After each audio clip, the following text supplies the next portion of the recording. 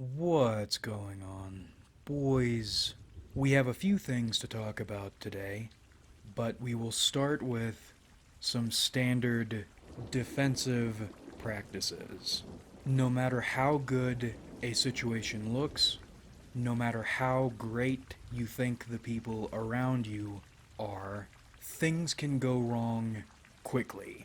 And when they go wrong, they will go very wrong, life changingly wrong. So, firstly, cover your ass as much as possible. Get notes, get recordings, get signatures, get dates, get everything. That way, when anyone comes after you about anything, you have evidence on hand you've been on the straight and narrow. And secondly, develop a connection with a defense attorney right now. If you can manage to save up $15,000 you can keep in reserve at all times and never touch, do it. Imagine your life is at stake and choose a local attorney you think has the best chance of saving your life in this hypothetical situation. Make a lunch or dinner appointment with them, buy them a meal. If they're open to it, feel them out, and if you like what you see, memorize their number. And when that something goes wrong, don't speak with your friends, don't speak with your family, absolutely don't speak with any cops. You speak with your attorney and your attorney alone. So, quick summary, cover your ass like somebody's coming after you. They will. Save as big a chunk of money as you can. Have a defense attorney picked out beforehand, proactively, and during your crisis, speak with nobody ever except your attorney.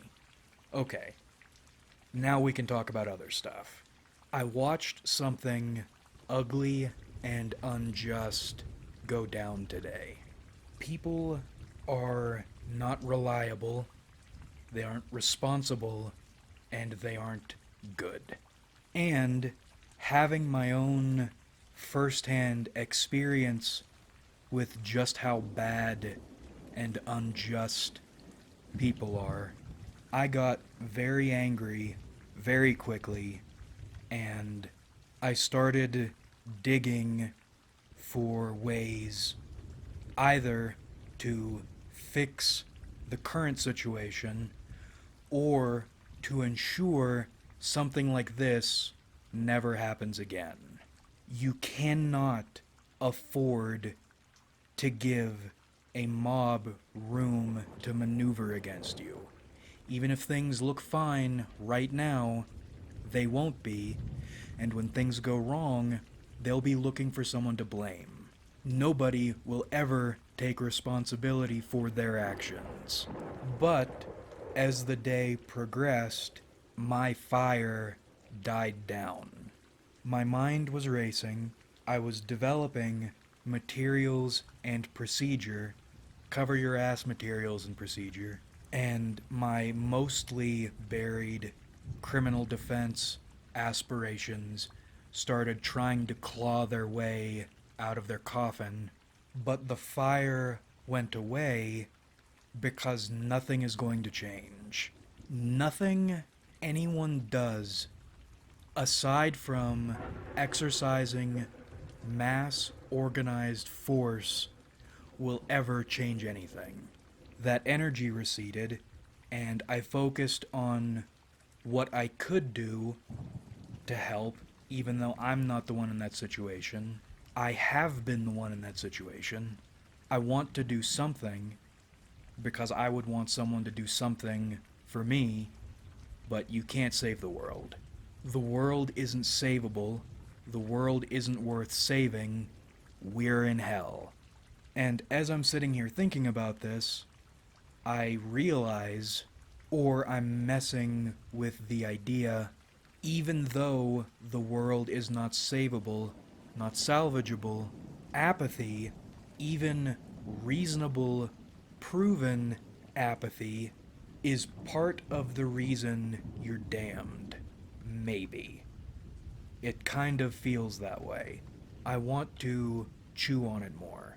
But the fact humans are damned regardless of the reason, we haven't figured it out yet exactly, holds. And that fact ties into some of the ideas about hell I've been messing with. Now we're going to talk a bit about Beach Hill's interpretation of hell.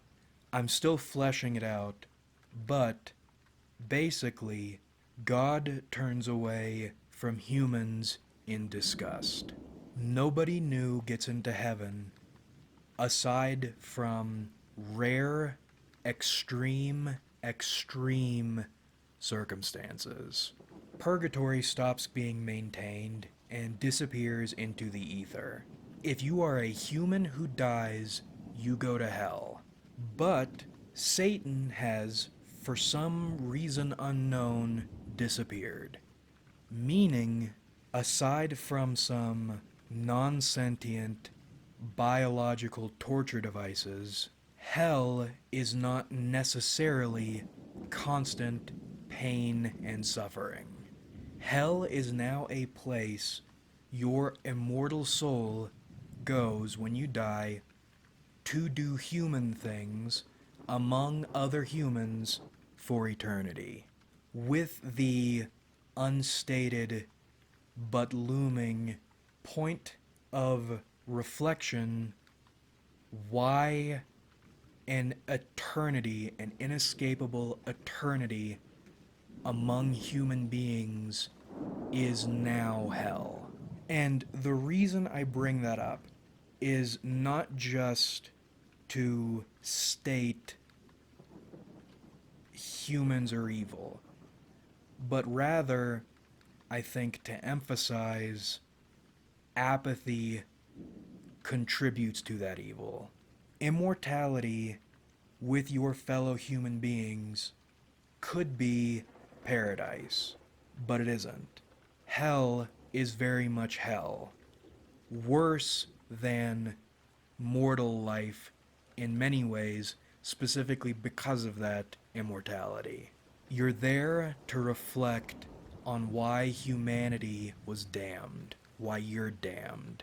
You cannot change the hell you're in, but even if you can't, are you really trying? That's partially one of the questions at the base of my spiritual beliefs. Are you really trying?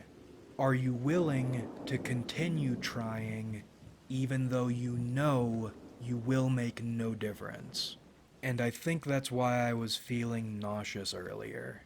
What qualifies as really trying? If you do nothing, you're doing nothing. If you try too hard, you'll get burnt out, and then you'll be doing nothing. I think the answer might be figuring out what you can manage and then doing it plus a little extra. That's maybe more than just good for you and your well-being. Because if you can get into a flow and keep the attempted goodness output flowing, that might be better for your ecosystem than burning bright for 5 minutes and then crashing. Now, I'm going to read a passage from Simon. It's one of the novelettes I've been working on, and it demonstrates one of art's uses. Ideas will come out in your art you, on a conscious level, don't understand yet, but your unconscious is obsessed with. Whatever testament to the vastness of the unknown and the limitation of human understanding and the degree of human arrogance you think your unconscious is. When Picasso painted Les Demoiselles d'Avignon.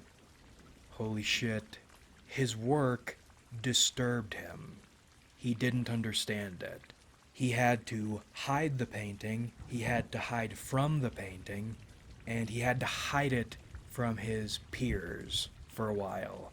His own painting disturbed him that much. Something inside him he didn't understand produced something disturbing he didn't understand. And he had to work on deciphering his own unconscious through his painting until he could figure it out, until he could interpret maybe what he might have given birth to. He concluded it was some kind of tribal, genetic, mimetic, heritage, interdimensional exorcism. Something evil, but also something to ward away evil. Which, given the times, his times, makes sense. Reminds me of that Votan painting from that one interview I did. Still one of my favorite things I've done on this channel. Anyway, what happened today made me think about what I wrote a while ago and gave me some pointers to interpret what is happening. So, a little rough. My voice is probably going to crack because I can't have it directly in front of me and go line by line without taking a substantial amount of time. Please bear with me. For demons, death wasn't the ultimate end humans feared. Demons feared death precisely because death was not the end. Death was, at the minimum, the loss of one's accumulated power and a return to a weak, helpless, humiliating form, sometimes coupled with weeks or months of paralysis mingled with hyper-awareness. To die was to be reborn at everyone else's mercy. Not even friends or kindred spirits could save one from that period of rebirth, of acute punishment at others' hands. Reincarnating demons were legion and almost indistinguishable from one another, as many and as indistinguishable as so many cherries on a tree, and they were resources perpetually harvested by other demons in that same fashion. If a demon were unlucky, one could, theoretically, remain trapped in the cycle of rebirth forever, dying used or consumed by one's fellow demons only to be reborn and used or consumed again forever. Forever conscious, forever powerless, forever too weak and too undeveloped even to call out to those few trusted ones perhaps happening across your rebirth by accident to stop them from unknowingly perpetuating your torment as others have and as they have others. Death sometimes carried more severe consequences. Finding oneself reborn as a fetal grub, as meat harvested in fields of meat, meant such an individual was at least corporeal. Those reborn could die again. Death could release them from torment, and rebirth could return them into agency. Not every moment of rebirth was emotional and physical suffering. Misery came down to chance based on others' choices and virtues. Rebirth fields didn't begin as locations of concentrated suffering. In another species' hands, they would have been miraculous gardens of immortality tended by living angels and cherished by all. Damned humans transformed rebirth fields from a natural occurrence in hell, a necessity to continue punishment, into a punishment in and of itself. Satan in his prime couldn't have matched the creativity of human cruelty. He couldn't have matched humanity's cruel apathy or the degree to which that apathy destroys minds and develops humans from mere damned souls into demons true and proper, the worthy inheritors of Satan's throne and instruments of his or maybe God's will. Most humans were precocious enough to achieve such a state on earth. Perhaps that was why Satan disappeared and God turned his back on humanity. None were worthy of heaven, and human cruelty rendered Satan obsolete. Humans would ensure hell remained hell forevermore. Guidance and oversight were unnecessary. Satan was, however, no slouch in his time. He tormented souls with the ability, time, and resources of a deity. No damned soul could resist his power. Satan preferred streamlining punishment using automated systems and simple yet potent punishments. Upon a demon's or damned human's death, one of Satan's creations could snare the individual's soul and review it according to precedents set by Satan in his youth. If the soul's crimes in life or death were deemed worthy of punishment, and they almost always were, the creation would consume the soul and entangle it into a form half corporeal and half incorporeal, but still merely soul in nature, a soul given form, not a soul inhabiting a form. These forms were designed for punishment. The creation would digest this soul form into one of the creation's innumerable cells, both real and unreal, compounded infinitely within its own body, and then punishment would commence. These punishments ranged from anything as simple as burning alive to as complex as a simulacrum of the soul's mortal life. But pains were sharp and constant because tolerances were obliterated and memories were repressed. Each second of horror fresh in the soul's mind and on its body, each moment new, painful, and unending, only to be amplified afterward with memories reinstated, each memory of each moment as traumatic as the first, and each and every trauma layered as rock over one's mind, entombing them in those eternal seconds forever. But those punishments lasted longer than seconds. Satan's creations decreased in number after their creator's disappearance because some demons risked hunting them. Their hunters were mostly young demons frightened of what crimes Satan's creations must have inflicted on earlier generations to have reduced them to such a state. Demons from the old times appeared to younger generations in one of two forms. Some were wretches so mentally, physically, and spiritually destroyed they quite literally stagnated themselves into the background. Hiding their minds and hearts so far away from their bodies, what remained of them became part of the landscape. Most ancient demons were these wretches.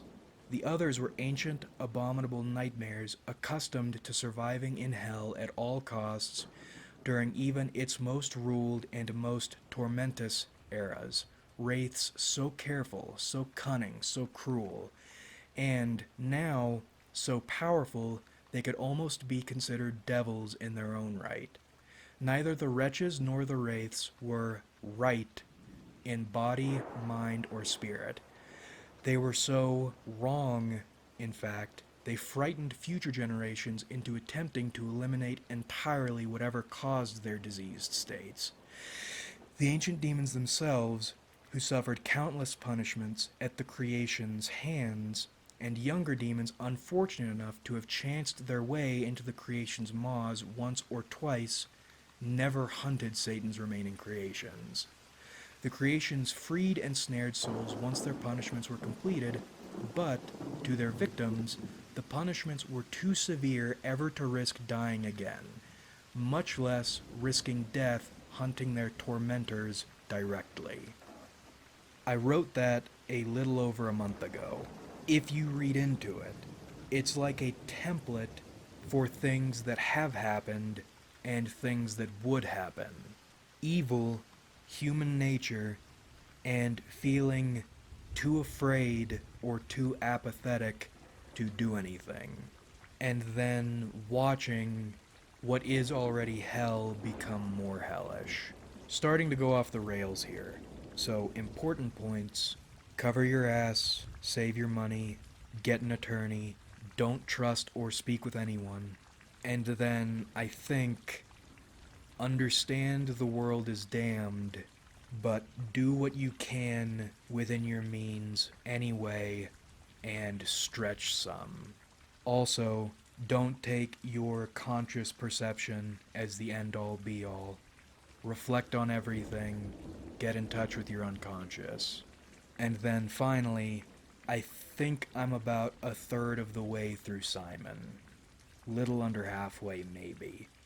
I'll let you know when it's completed and released. But that about rippity wraps this one up. I hope you enjoyed watching, because I certainly enjoyed making it. I haven't been sure what to talk about lately, so I'm glad this fuck up cascade happened, so I could have something to get really stressed about and then need to vent about. Like if you enjoyed, because it helps me out a lot. Subscribe if you haven't, because we do this shit sometimes. And comment your thoughts, because I love hearing from you. If you know other mystical moments, like the Votan painting or Picasso's painting, please let me know. That stuff is fascinating. Thanks again for watching, everybody. Really, we have a lot of fun on this channel. So much fun, in fact, you can spray it on yourself because you wake up stinking and you don't know why you're stinking, but it's so repulsive to yourself. You have to spray yourself down with the fun to get the stink away. And that's so much we have on this channel, and I look forward to doing this with you guys again in the future.